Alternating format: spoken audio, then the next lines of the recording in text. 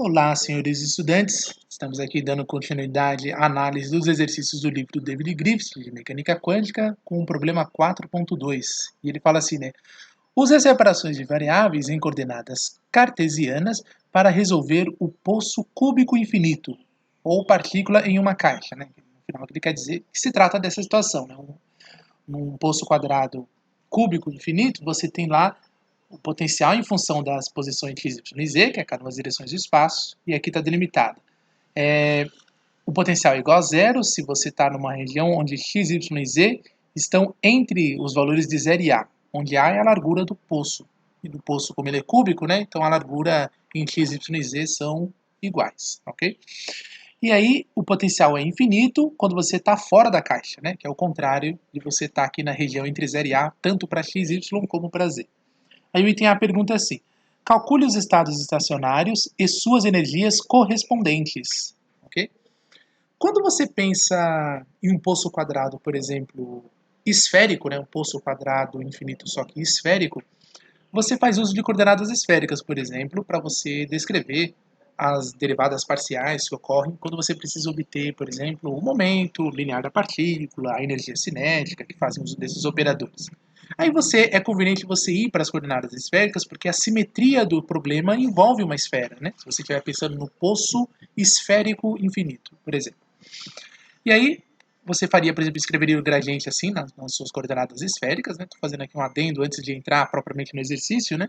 Que é mostrar que se você tem uma simetria favorável para você analisar, você faz uso dela na hora de fazer os cálculos. Aí você, por exemplo, aplica um operador gradiente desse sobre a função de onda, por exemplo, e aí você vai tendo lá, observando que a função tem dependência tanto na direção radial, quanto na direção polar, que é θ, e quanto na direção azimutal, que é φ, e aí você vai aplicando um gradiente sobre a função. E aí o método de separação de variáveis permite você enxergar isso aqui, que a solução de uma equação como essa, a 4.14, atende a essa relação aqui. Você pode observar aqui, você tem a solução geral, que é a solução em psi, dependendo da direção radial, polar e azimutal, mas você pode separar a solução só da parte radial e da parte polar e da parte azimutal. No caso aqui, a parte polar e azimutal foi mantida juntas, porque é conveniente olhar para essa estrutura aqui como solução, que são chamados harmônicos esféricos, que vocês viram nas videoaulas que eu tinha indicado para vocês assistirem.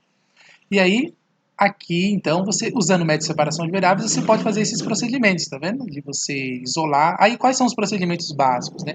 Você divide toda a expressão pelas soluções gerais, né? Você pega a solução radial e a solução dos harmônicos esféricos e divide a equação inteira por isso, né? A equação é 4.14. Aí você tem essa expressão, tá vendo?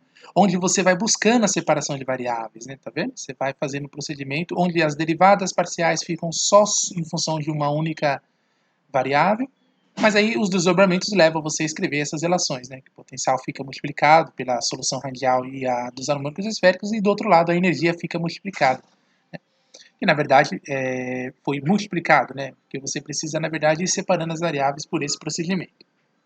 E aí você pode obter as soluções, por exemplo, da parte radial, você vai obter uma equação diferencial ordinária para uma única variável, tá vendo? Que por isso que você chama de equação diferencial parcial. Então, antes você tinha uma equação diferencial parcial e agora você tem uma equação diferencial ordinária. Então aí você pode resolver essas equações com mais facilidade. Aqui ainda seria uma equação parcial, mas ainda tem a estrutura dos harmônicos esféricos que é bem comportada, né? Que as derivadas acontecem só em relação a uma dessas variáveis, ok? E aí você tem essas relações e todo o procedimento, levando em conta o que foi calculado nas videoaulas, né? Você vai vendo que você de fato pode separar as variáveis e você pode obter relações que nos ajudam a obter relações de recorrência para a solução geral, né? Para a função do poço, de você ter o lado cúbico, por exemplo, e aí você cai aqui nessas relações que ele pede no exercício 4.2, que a gente vai analisar agora, ok? Então, vemos aqui uma expressão de solução dos harmônicos esféricos, atende a uma relação de constantes, mostrando também que tanto algebricamente você obtém uma relação que corresponde às quantizações dos parâmetros que corresponde aos número quântico principal, que vai corresponder ao número quântico azimutal, que isso aqui tem a ver com o fato dos ângulos, né? Os ângulos em φ, geram essas quantidades. Vamos ver todo esse procedimento também, só que agora em coordenadas cartesianas, porque agora a simetria do problema envolve uma caixa cúbica. Então, não é muito apropriado usar a simetria esférica para descrever o comportamento de um sistema que tem simetria cúbica agora, né? Simetria cartesiana. Então, é conveniente fazer uso dessa simetria. Então, vamos ver esse procedimento todo ocorrendo aqui, que é o item A quer que a gente faça, né? Então, partindo da equação 4.8, que ele mostra aqui, né, que é essa relação, né, menos h cortado ao quadrado sobre 2m vezes a derivada das parciais em relação à posição de segunda ordem, x, y e z, que é nada mais do que o operador de energia cinética, ok? Que é igual para um potencial que é zero, porque dentro do poço quadrado cúbico infinito, ele disse que o potencial era zero na região interna do poço. Então não tem potencial para se somar, e isso é igual à energia total do sistema. Então o Hamiltoniano corresponde à própria energia cinética, que atuou sobre, né, que vai aqui fazer a atuação sobre a função de onda, respectivamente. Bom, isso é dentro da caixa, né, da caixa cúbica, como a gente havia falado. Né? E a solução separáveis, né, que seria a solução geral, seria a função de onda, que depende da posição x, y e z. Isso aqui, na verdade, seria igual aqui a você escrever as soluções dessa forma. Tá vendo? Uma solução só em x, você tem uma solução só em y e uma solução só em z.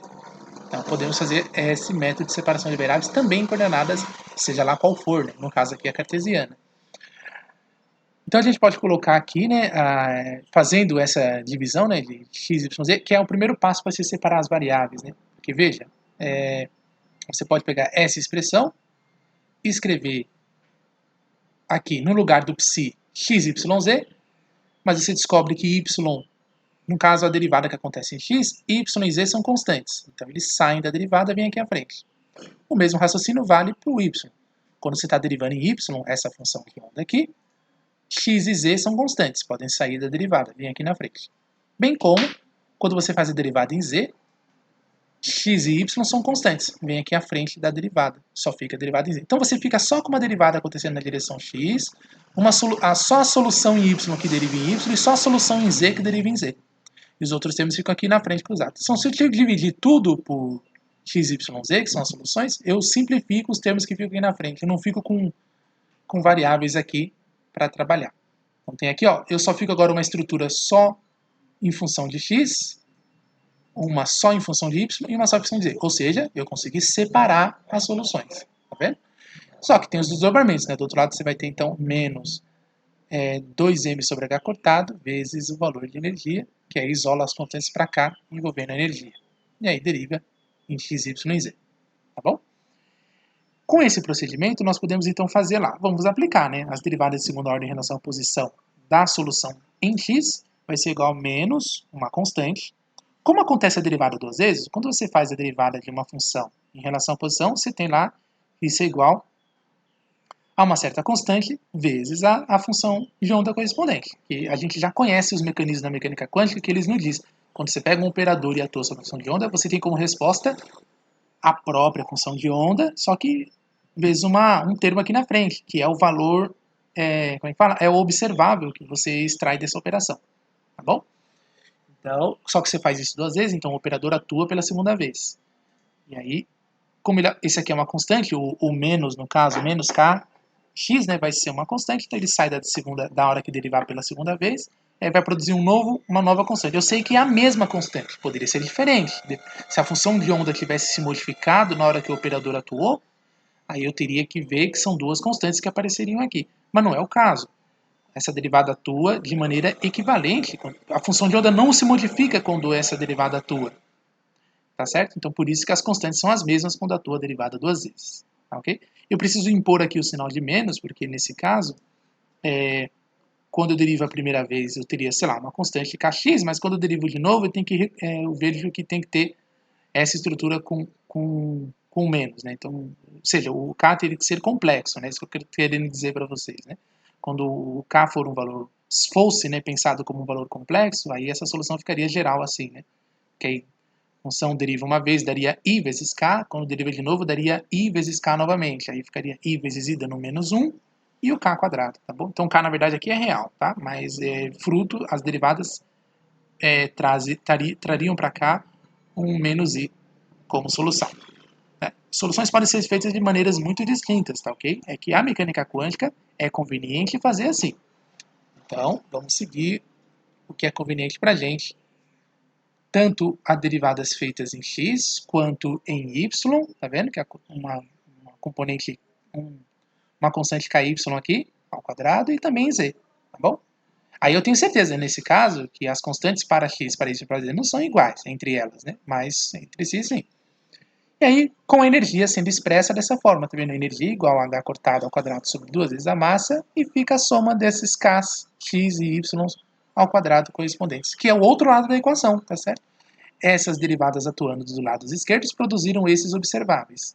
Menos kx quadrado, menos kx quadrado, menos kz quadrado. Agora, e do outro lado da equação, que é uma equação de alto valor, podemos esquecer, você tem então lá esses k's que passariam, né, à direita somando, então aqui, kx quadrado mais ky quadrado mais kz ao quadrado. Claro, intencionalmente é ter tudo aqui positivo, para ser uma soma de modo, se bem que o negativo também seria soma, mas a ideia é deixar tudo positivo para que essa soma gere o módulo de um vetor, que é um vetor que a gente poderia chamar de vetor k.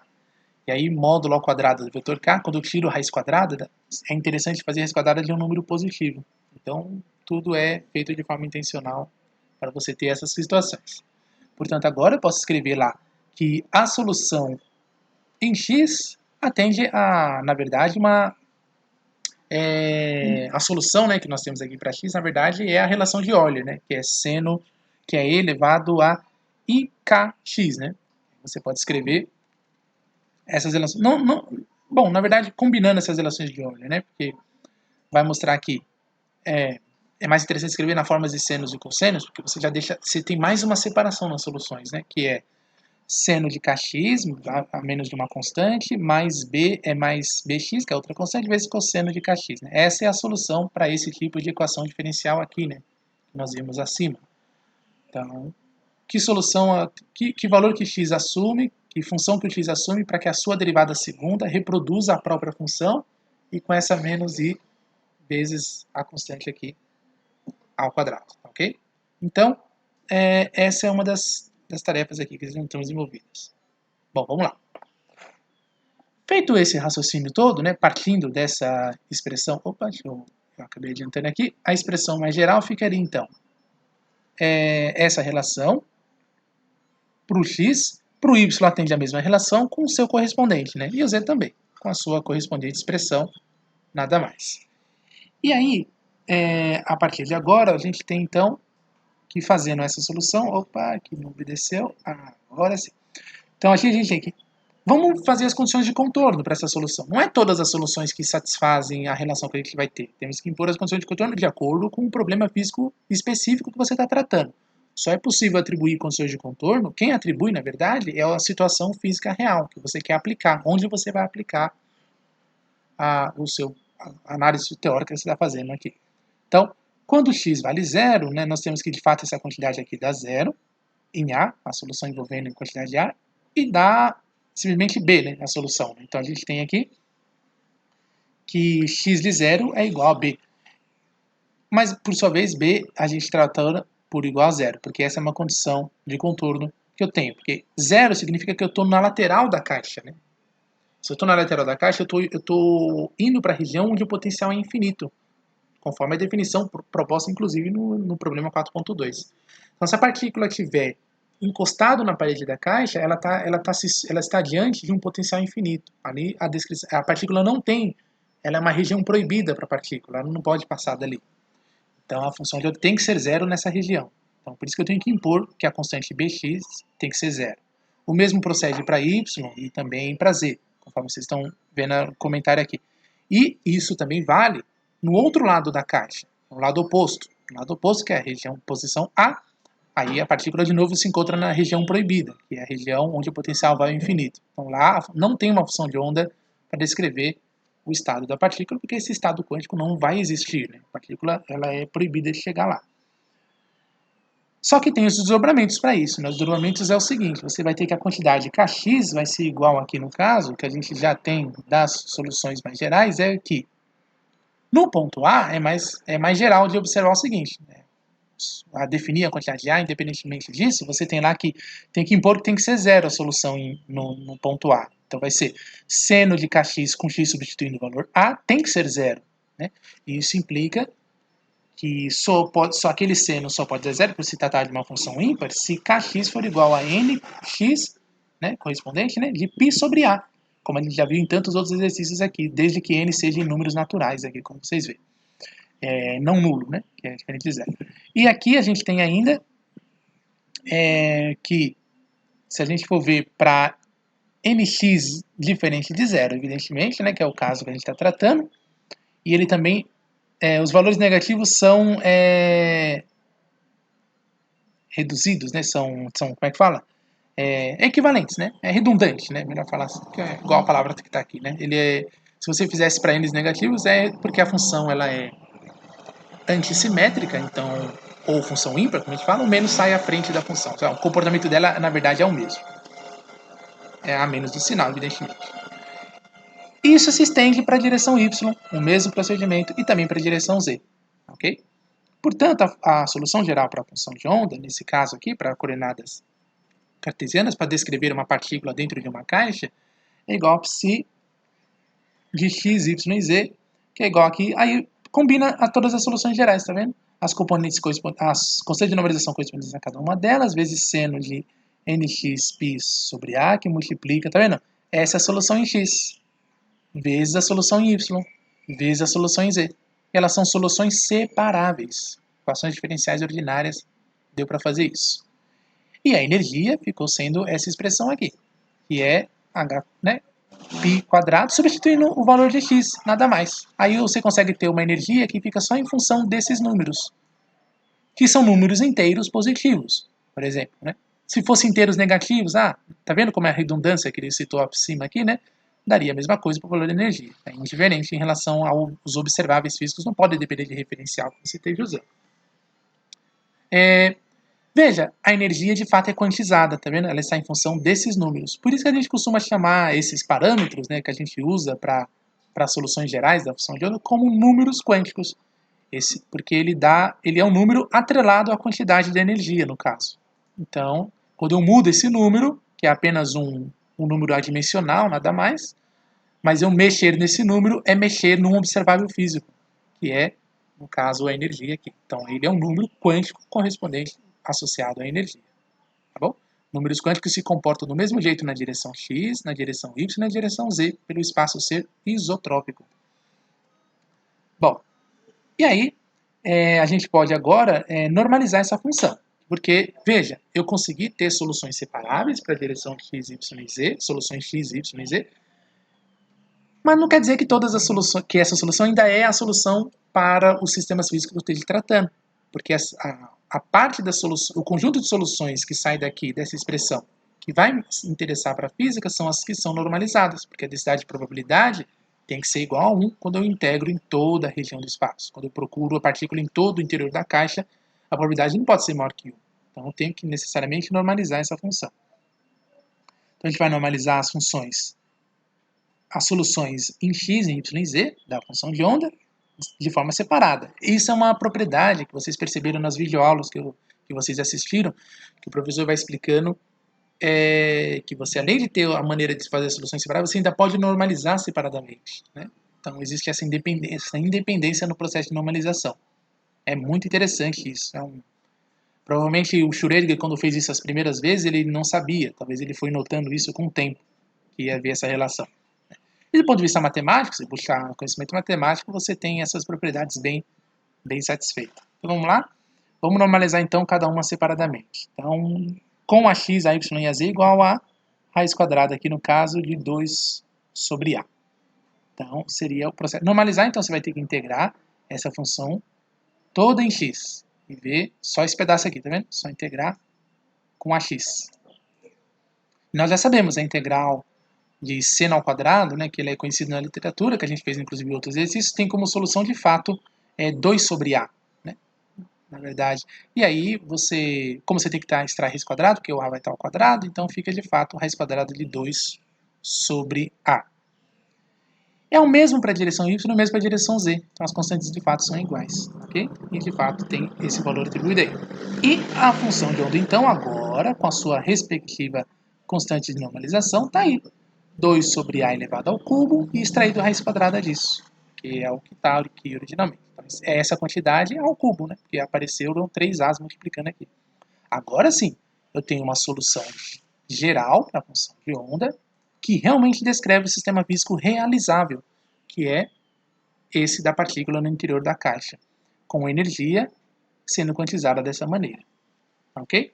Então, esse era o item A que ele propunha para a gente aqui no problema 4.2.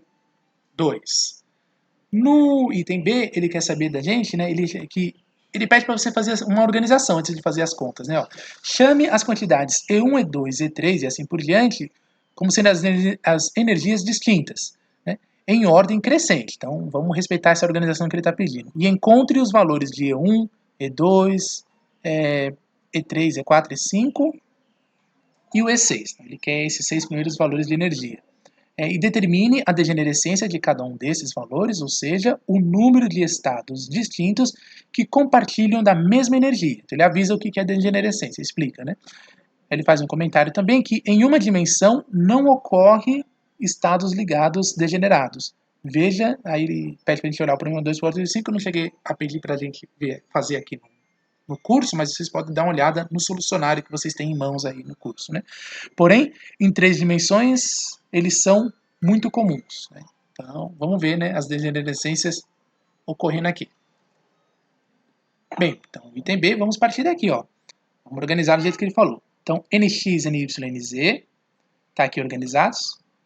A energia depende dessa quantidade aqui, depois só multiplica por uma constante, que é o fator H cortado sobre vezes a massa. Tá aqui. Então, vamos organizar a tabela dessa forma. E aqui nós fazemos, né?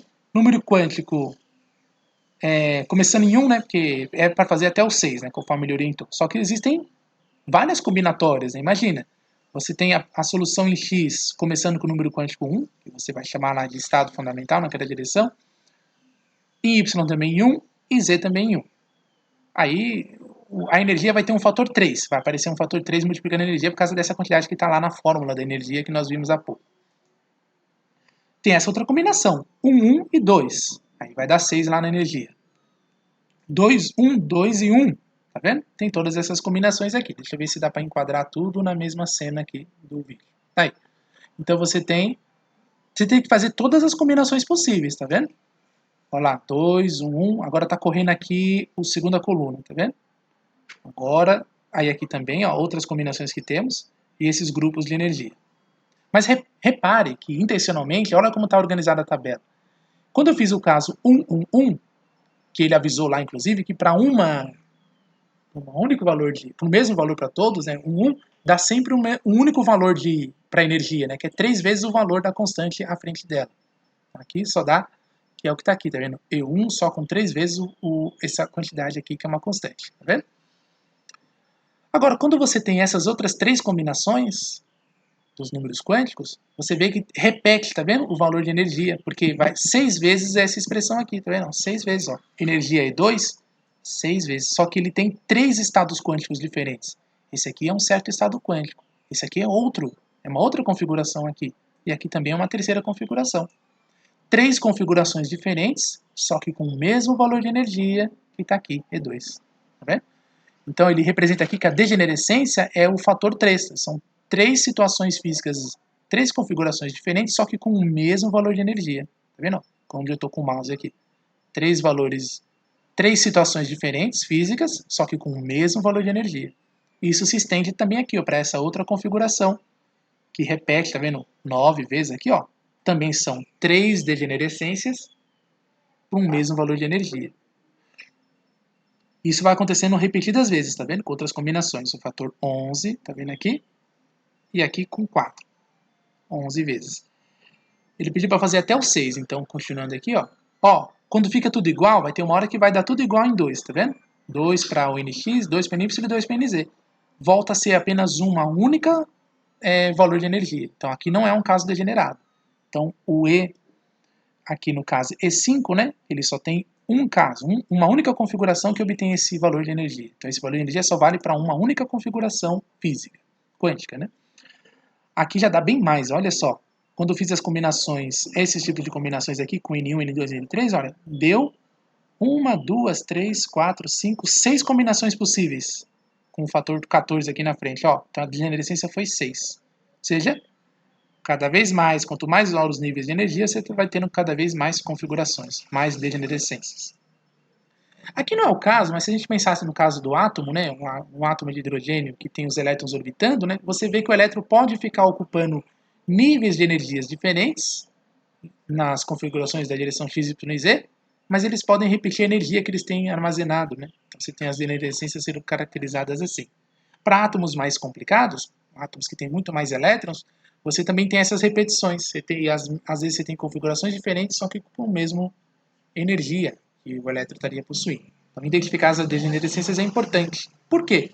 Porque se você está em laboratório usando o espectro eletromagnético, por exemplo, para detectar os níveis de energia que os elétrons têm, que eles possuem, você vai ver repetições.